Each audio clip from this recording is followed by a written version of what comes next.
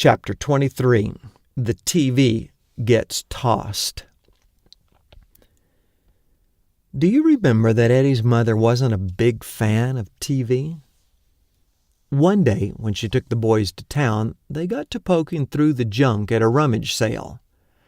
Under a large pile of this and that, they uncovered a small 12-inch TV set.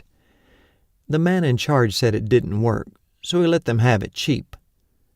Between them, they came up with $2 and walked out of there with an investment. Their mother withheld judgment for the time being. A few days later, they took it to an appliance repair store and were thrilled to learn that it only needed a 50-cent tube to make it work.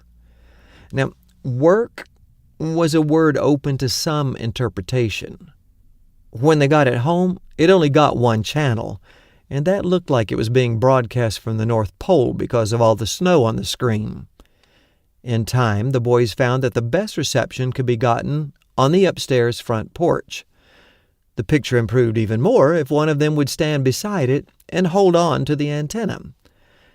After a few hours, little Gray got tired of antenna duty, and he quit.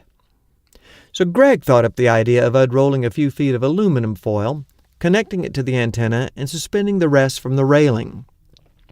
It didn't work as well as their little brother Gray, but the boys thought he needed a break. Bit by bit, the electric glow of the TV lured Eddie and the boys from their adventures. They spent more and more time with their chins propped in their hands, watching one show after another. It all came to a head one Saturday evening. Love, American Style, was a popular show at the time, pushing the limits of what was socially acceptable. Racy skits were populated by girls prancing around in skimpy bikinis. It was a whole new world for a bunch of boys who didn't even have a sister. That evening, as they were stewing in their hormones, their mother happened to walk up the steps to the porch to see what was going on.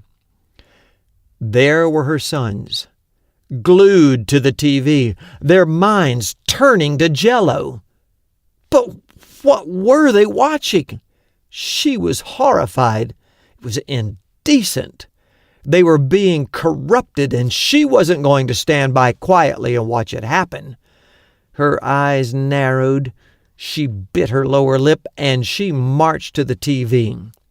She lifted it from its altar and yanked the cord from the wall. Speechlessly, Eddie and the boys followed her with their eyes as she turned and headed down the steps.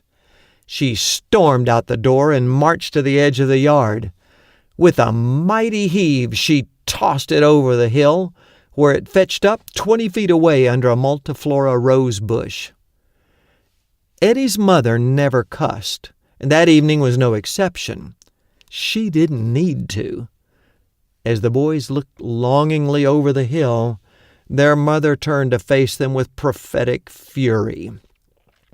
The fire that flashed from her eyes couldn't have been more dramatic if it had fallen from heaven. They squirmed before her moral outrage. I have done my best to raise you, boys. I've taken you to church every Sunday, and I've tried to teach you right from wrong. But listen to me and listen good. If you're going to watch anything like that again, it will be over my dead body. That was the last time Eddie or his brothers ever watched TV at home.